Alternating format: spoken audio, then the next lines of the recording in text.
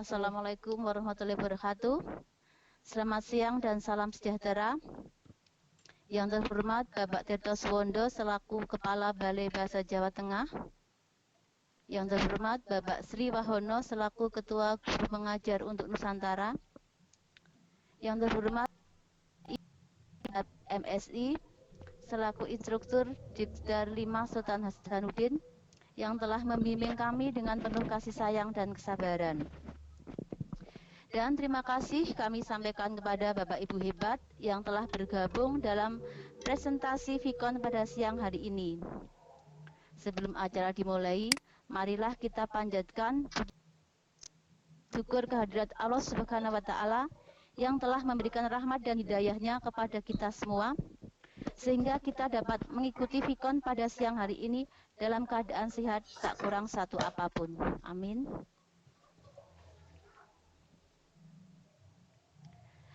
Presentasi pada siang hari ini dengan materi sistem ekskresi akan disampaikan oleh presenter handal, yaitu Ibu Triana Atika Zulfa, MPD dari SMA Ali Maksum, dengan moderator yang tak kalah hebatnya, yaitu Bapak Wige Sarjana Pendidikan dari SMK Negeri 2 Tulung Agung, dan sebagai host saya sendiri, Winingsih SPD dari SMP Negeri 1 Jatipurno, Wonogiri.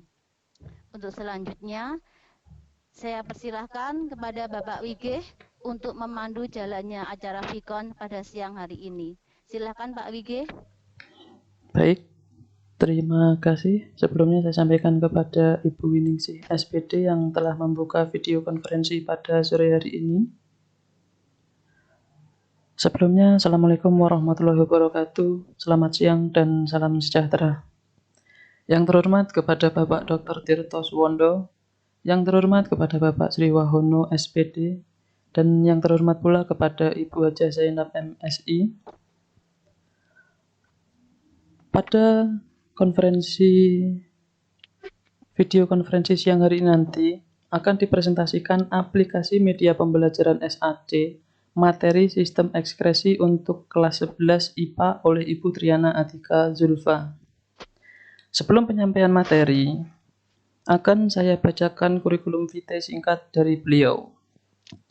Nama lengkap Ibu Triana Atika Zulfa MPD, Unit Kerja SMA Ali Maksum Krapyak Yogyakarta. Sebelum presentasi ini nanti dimulai, saya ingatkan kembali kepada Bapak Ibu peserta video konferensi untuk mematikan mic-nya selama presentasi dari Ibu Atika berlangsung. Untuk kemudian, baiklah, marilah kita langsung mulai pemaparan materi dari Ibu Triana Atika Zulfa untuk materi sistem ekskresi pada manusia. Kepada Ibu Triana Atika Zulfa, dipersilakan.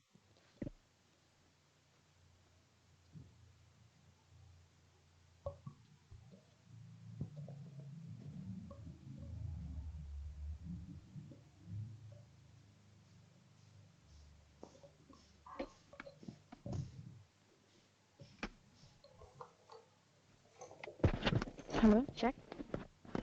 Oke, monggo dipersilakan Bu Atika untuk menyampaikan materinya. Ya, sebelumnya baik, terima kasih kepada host Bapak Wige SPD dari SMK Negeri 2. Assalamualaikum warahmatullahi wabarakatuh. Yang kami hormati Kepala Balai Bahasa Jawa Tengah, Bapak Dr. Tirto Suwondo. Yang kami hormati Bapak Sri Wahono selaku Ketua dan Pendiri Diklat Daring Guru Mengajar. Yang kami hormati pula Instruktur Diklat Daring Kelompok 5 Sultan Hasanuddin, Ibu Dr. Anda Hajah Zainab MSI, dan tentunya kepada Bapak dan Ibu Guru hebat Nusantara yang meluangkan waktunya untuk bisa menghadiri acara video conference pada siang hari ini. Semoga semangatnya dalam berkarya dan semangatnya dalam belajar bisa ditularkan kepada guru-guru hebat yang lain. Baik, Bapak dan Ibu guru hebat, di sini saya akan memaparkan terkait dengan aplikasi media pembelajaran yang sudah saya susun dengan menggunakan SAC pada materi sistem ekskresi manusia. Materi sistem ekskresi manusia ini diperuntukkan untuk kelas 11 SMA peminatan IPA.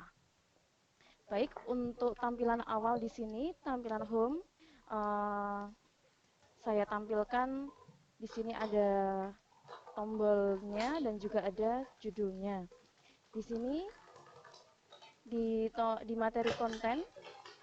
Nah, untuk materi sistem ekskresi ini memang kami pilih atau saya pilih untuk saya presentasikan pada sore hari ini karena materi sistem pada tubuh manusia itu menurut saya materi yang satu sisi bisa membuat anak itu ingin tahu, tapi di satu sisi dia juga mungkin bingung harus membuka media seperti apa. Jadi di sini saya coba untuk mengembangkan media yang mungkin akan ada banyak gambar, namun mungkin dalam hal penjelasan memang tidak terlalu banyak, tapi kami harapkan atau saya harapkan dengan adanya media ini bisa meningkatkan rasa ingin tahu anak. Baik, di materi sistem ekspresi manusia di media belajar ini saya fokusnya pada organ dan fungsinya, struktur organ dan fungsi organ. Di tampilan konten di sini saya ada gambar manusia beserta organ-organ ekskresi yang ada pada tubuh kita. Di antaranya ada ginjal, hati, paru-paru, dan kulit. Nah, setiap gambar yang ada di tampilan menu ini itu bisa diklik atau bisa diklik dan juga akan ada materinya. Misalnya di bagian organ ekspresi pada manusia ini, ketika saya klik, nah di sini ada penjelasan terkait apa sebenarnya itu sistem ekspresi pada manusia. Dan di sini sistem ekspresi adalah proses pengeluaran zat sisa hasil metabolisme, sehingga apabila memang dia sudah disebut sebagai zat sisa, maka harusnya itu dikeluarkan dari dalam tubuh. Hanya saja di tampilan ini saya menambahkan suatu informasi, yaitu ada pojok info. Di pojok info ini saya berikan informasi terkait istilah yang mirip dengan ekskresi, yaitu ada istilah defekasi dan juga istilah sekresi. Dan ketiga istilah ini terkadang membingungkan anak, sehingga saya tuliskan di bagian pojok dan saya beri penekanan dengan adanya bagian tersendiri untuk menguatkan bahwa ketiganya memiliki perbedaan, seperti itu. Nah, kemudian ketika kita kembali ke konten, sebelum anak-anak itu nanti belajar tentang masing-masing organ ekskresi, di bagian gambar organ manusia ini, ketika kita klik, di situ sudah ada video. Video ini memaparkan atau berisi tentang penjelasan singkat terkait sistem ekskresi. Mungkin di sini untuk suaranya belum bisa terdengar ya Bapak dan Ibu. Tapi kalau misalnya kita install di HP, insya Allah bisa terdengar. Kalau toh memang belum terdengar, di sini sebenarnya di bagian atas itu sudah ada penjelasannya memang dalam bentuk bahasa Inggris. Nah, ini video ini saya harapkan ditampilkan di awal agar anak-anak mungkin bisa berpikir atau ingin tahu, oh sebenarnya apa aja sih fungsi dari masing-masing organ tersebut. Nah, kemudian ketika kita kembali, kita klik gambar ginjal. Nah, di sini saya awali dengan percakapan ibarat kata seperti itu, yaitu dengan kata-kata, pernahkah kamu makan kacang atau itu adalah makanan kesukaan kamu? Nah, berbicara tentang kacang dalam tubuh kita, ada sepasang alat ekskresi yang memiliki bentuk mirip kacang. Jadi saya berusaha agar bahasa yang saya gunakan itu bisa diterima oleh anak-anak yang sekarang yang mungkin bahasanya tidak terlalu kaku, tapi juga bisa dipahami, seperti itu. Nah, di sini ada ginjal, jadi untuk slide ini menjelaskan atau memaparkan tentang materi tentang ginjal, baik itu dari segi struktur ginjal dan juga fungsi ginjalnya. Di sebelah kanan itu ada sistem ginjal. Ternyata ginjal itu tidak bisa berdiri sendiri, tapi ternyata dia membutuhkan organ-organ yang lain. Di antaranya ada selang, yaitu yang bernama ureter, kemudian ada juga kantong kemih, dan kemudian ada saluran lagi yang digunakan untuk mengeluarkan urin dari dalam tubuh, yaitu uretra. Dan di sini saya sampaikan juga ada pojok info, di mana itu merupakan info yang mungkin bisa membuat anak-anak tertarik terkait dengan info sehari-hari, bahwa ternyata ukuran ginjal kurang lebih sekitar kepalan tangan. Nah, di sini ketika kita sudah tahu struktur secara umum terkait ginjal, kemudian kita masuk lagi ke dalam sebenarnya struktur ginjal secara khusus seperti apa. Ketika ginjal kita belah, di sini sudah saya tampilkan gambarnya bahwa di situ ada bagian-bagian dari ginjal. Bagian-bagian dari ginjal yang paling luar itu bisa kita lihat ada korteks, kemudian ada medula, dan ada serabut-serabut. Serabut-serabut yang ada ginjal itulah yang kita sebut sebagai nefron.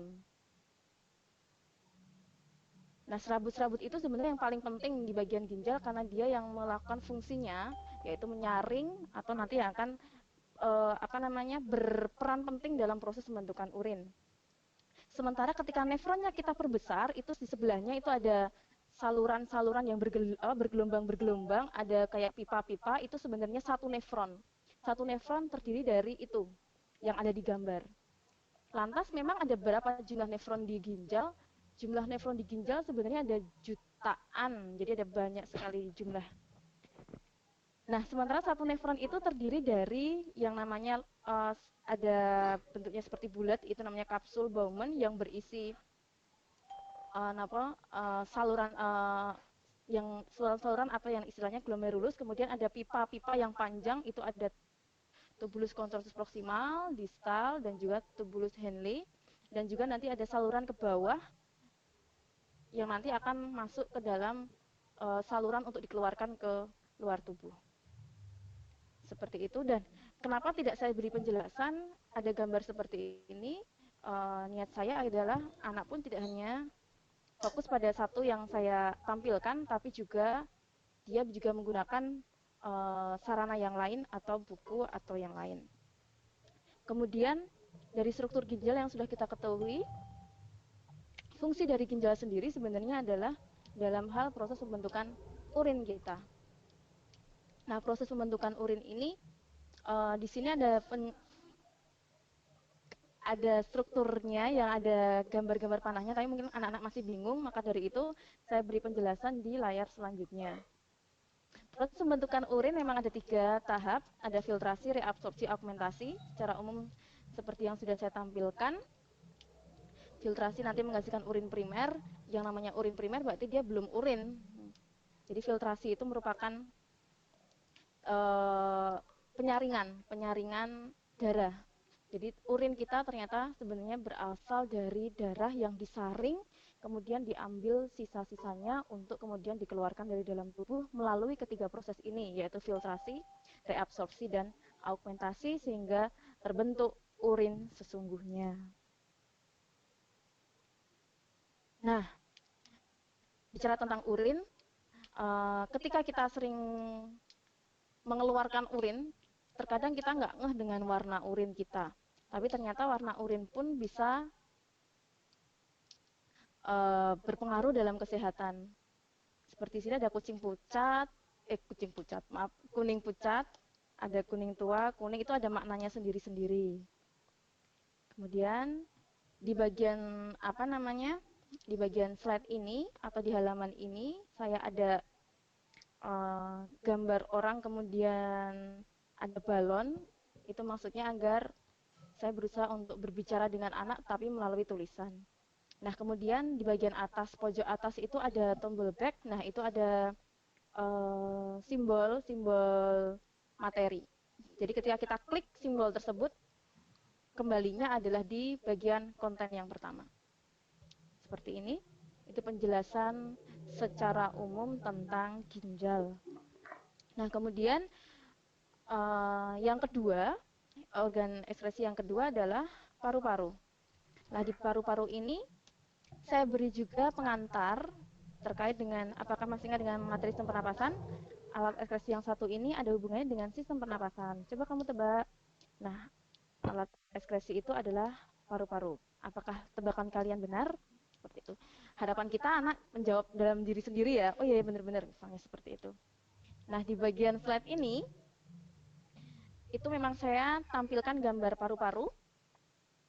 dan juga penjelasan secara umum terkait dengan organ ekskresi paru-paru. Paru-paru manusia berjumlah sepasang, ya, peranannya terkait dengan sistem ekskresi adalah pengeluaran CO2 melalui proses respirasi. Kemudian kita kembalikan lagi, kita lanjutkan ke organ ekskresi yang ketiga, yaitu hati. Nah, di sini hati ini merupakan kelenjar terbesar dalam tubuh kita dan berfungsi sebagai kelenjar sekresi dan ekskresi. Nah, ini ada muncul istilah sekresi. Apa itu sekresi? Itu tadi yang sudah saya tuliskan di bagian awal. Nah, kelenjar ekskresi karena dapat menetralkan zat-zat racun, kemudian menghasilkan garam empedu, kemudian nanti juga bisa merombak sel darah merah. Prosesnya adalah seperti di slide selanjutnya. Jadi, sel darah merah kita itu sebenarnya ada yang bilang bahwa kita harus donor darah ya. Kenapa sih kok kita harus donor darah? Nanti berarti kita darahnya kurang dong, misalnya seperti itu. Jadi ternyata setiap kurang lebih sekitar 120 hari sel darah merah itu dirombaknya di dalam hati. Kemudian dirombaknya nanti sel darah merah itu dia memiliki yang namanya hemoglobin, di mana hemoglobin itu nanti dipecah jadi 3, yaitu ada Fe, ada globin, dan juga ada cincin porfin atau yang kita kenal dengan istilah hemin. Dan masing-masing itu nanti akan memiliki peranannya sendiri-sendiri. Nah, salah satunya adalah yang menyebabkan urin kita berwarna kuning itu sebenarnya adalah dari proses perombakan hemoglobin ini, seperti itu.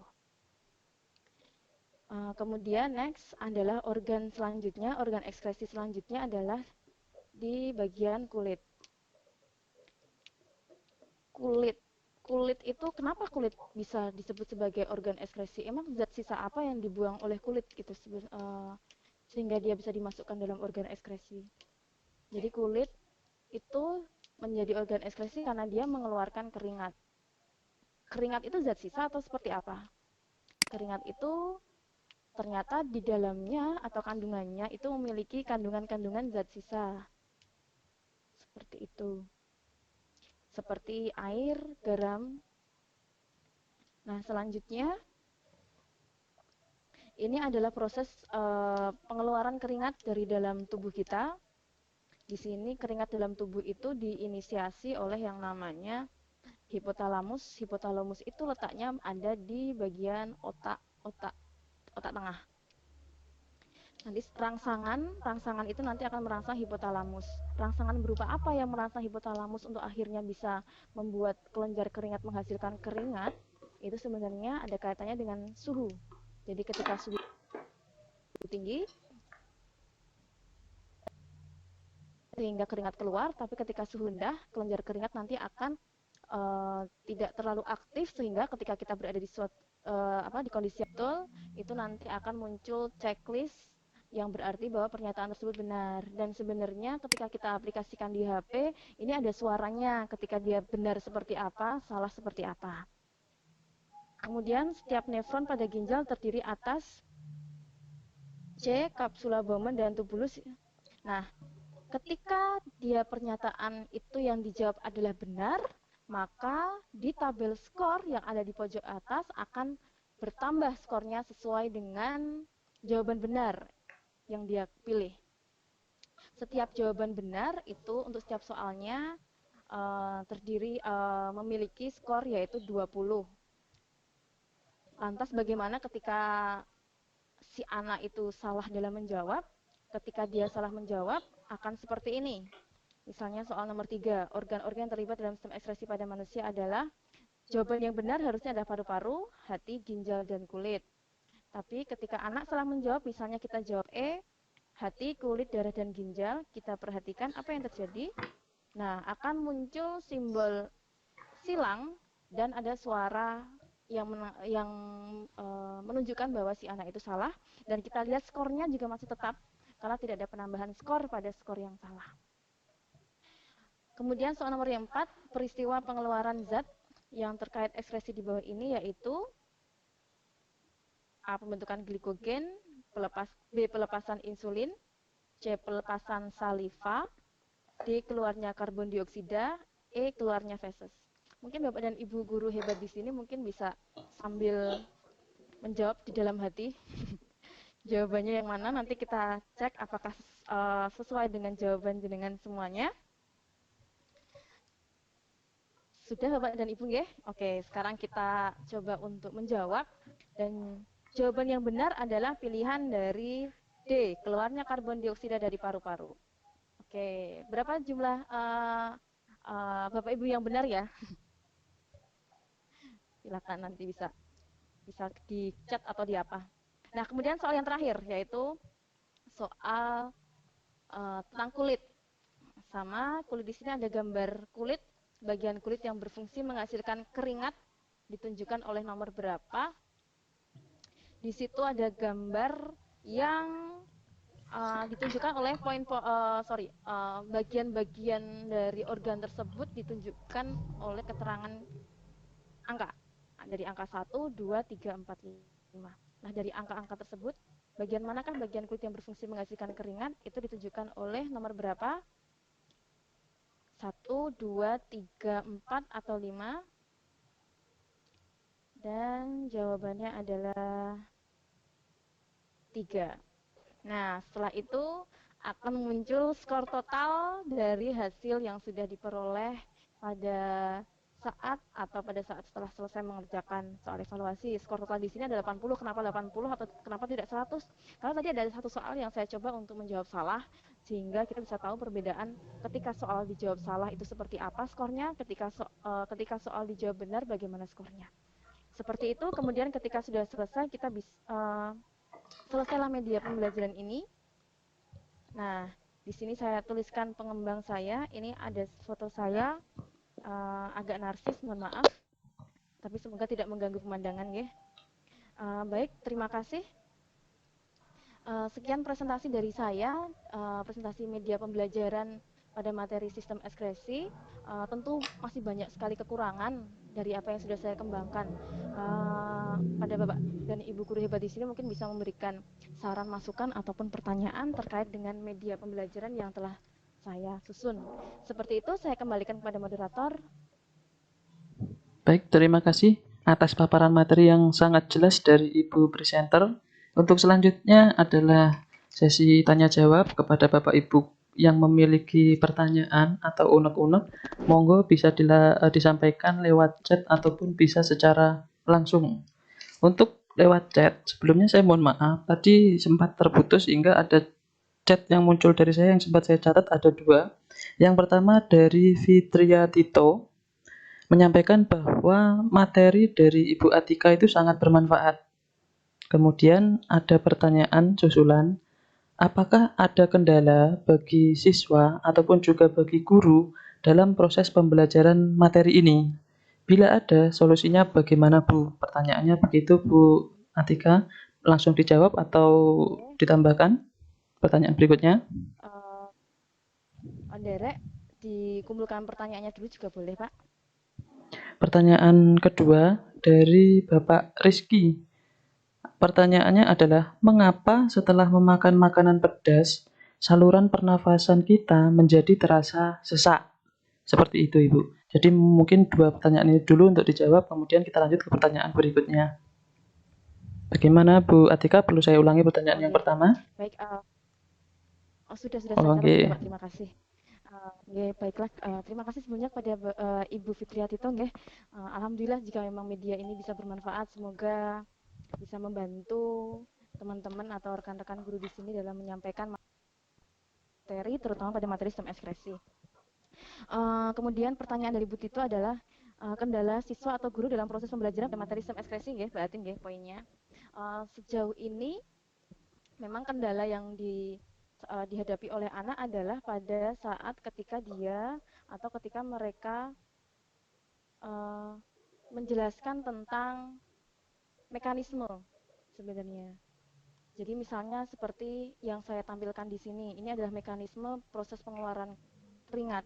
Jadi kebanyakan dari anak atau kebanyakan di buku-buku itu memang penjelasannya itu secara paragraf atau eh, secara tertulis dalam hal tulisan panjang lebar seperti itu. Maka dari itu di sini saya buat dalam bentuk panah-panah ya. Jadi atau konsep-konsep yang penting dan urut agar bisa memudahkan anak dalam memahami materi ini. Seperti itu. Kendala yang pertama untuk di materi sistem ekskresi itu. Dan mungkin kendala di materi sistem tubuh yang lain juga sebenarnya terkait dengan proses sih memang. Proses memang karena prosesnya itu memang banyak dan memakan banyak organ, itu kebanyakan anak bingung. Saya harus menghafalkan dari mana, saya harus nyatetnya dari mana dan seterusnya. Tapi selama ini akhirnya saya membuatkan dalam bentuk seperti pada layar untuk memudahkan anak. Seperti itu. Kemudian yang kedua adalah dari strukturnya. Memang untuk struktur dari organ itu memang kebanyakan anak juga ya kendala biologi itu kebanyakan memang hafalan gitu loh. Maka dari itu saya membuat media ini lebih banyak gambar agar anak itu tidak bosan dengan tulisan-tulisan seperti itu. Seperti itu Bu Tito ya. Nanti kalau misalnya ada tanggapan mungkin atau sudah cukup, saya serahkan ke moderator. Mungkin Bu Titonya sudah cukup atau pripun?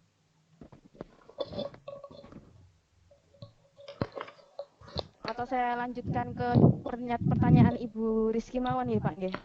Nggih, monggo. Karena tidak ada imbal balik dari Bu Fitrianya Bu di chat. Mungkin Ibu Fitri juga bisa langsung nanti kalau memang dirasa jawabannya kurang. Lanjutkan pertanyaan kedua mawon Bu. Oke, untuk pertanyaan ini sepertinya Bu Rizky ya, bukan Pak Rizky Nah, atau niki. benar Pak ya? Saya juga Rizky AS seperti itu. Oke. Ini pertanyaannya terkait dengan makanan pedas. Gimana Pak tadi mengapa setelah makan makanan pedas badan sesak ya? Nggih, saluran pernafasan terasa sesak. Pernapasan. Sebenarnya gini, ini kaitannya yang namanya tubuh itu sebenarnya tidak bisa berdiri sendiri. Jadi ketika kita berbicara tentang sistem pernapasan atau kita berbicara tentang sistem ekskresi, kita tidak bisa mengkotak-kotakkan. Misalnya kalau sistem ekskresi ya sudah, berarti dia hanya fungsinya di sistem itu, kemudian peranannya di sistem itu misalnya. Kemudian ketika sistem pencernaan ya sudah, berarti hanya dari mulut, kerongkongan, lambung, kemudian usus, selesai. Tidak seperti itu, tapi yang namanya tubuh itu merupakan kumpulan dari sistem yang saling berkaitan. Nah, kaitannya dengan pernyataan Bu Rizky di sini sebenarnya yang paling menonjol adalah di fungsi dari sistem pencernaannya. Jadi sebenarnya yang namanya pedas itu sebenarnya kan bukan rasa gitu, tapi pedas itu adalah sensasi. Dan ada kandungan zat kimiawi sendiri dalam suatu makanan yang bisa membuat organ-organ tubuh kita itu bereaksi seperti itu. Nah, apakah ketika Bu Rizky atau Pak Rizky ini memakan makanan yang pedas itu dalam kondisi perutnya yang memang sedang kosong atau sudah makan sebelumnya seperti itu? Karena itu juga pengaruh. Ketika sedang kosong berarti lambung ini kan tidak bekerja, bekerja tapi tidak ada yang diaduk seperti itu.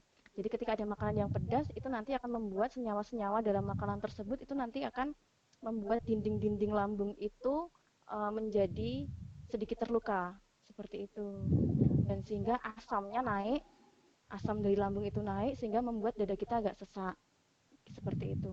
Tapi kemampuan seseorang untuk bisa makan makanan pedas itu beda-beda. Ada yang misalnya si A itu bisa makan pedas 10 biji lombok nggak masalah. Tapi ada juga orang yang makan satu biji aja sudah sampai mual-mual, kemudian ada sampai sakit dan seterusnya. Jadi memang berbeda-beda. Seperti itu mungkin Pak atau Bu Rizky yang bisa saya jawab terkait dengan pertanyaannya. Lanjut pertanyaan ketiga, Ibu. Dari kolom chat ada pertanyaan dari Ibu Christian Tiniati. Pertanyaannya, apa yang dimaksud dengan gagal ginjal? Langsung dijawab saja mungkin, Bu. Dengan Ibu Sinten tadi yang tanya Pak ngapunten. Ibu Christian Tiniati. Ibu Kristi mawon nggih, ngapunten saya saya panggil dengan Ibu Kristi. Apa yang dimaksud dengan gagal ginjal? Dari asal katanya, dari kata gagal dan ginjal, berarti ginjal tersebut sudah tidak bisa menjalankan fungsinya dengan baik. Memang fungsi ginjal itu apa? Seperti yang tadi disampaikan. Di sini ada fungsi ginjal. Fungsi ginjal ini tidak dijalankan fungsinya dengan baik, terutama dalam hal pembentukan urin. Jadi ketika dia ginjalnya itu tidak bisa menjalankan fungsinya, itu nanti ada grade-nya. Jadi misalnya ada gagal ginjal, dikatakan gagal ginjal mungkin ketika ginjal tersebut sekitar mungkin di atas 50% itu tidak bisa menjalankan fungsinya dengan baik. Kenapa sih ginjal itu tidak bisa menjalankan fungsinya dengan baik? Itu banyak faktor. Bisa jadi nefronnya rusak, atau yang bagian salurannya itu rusak.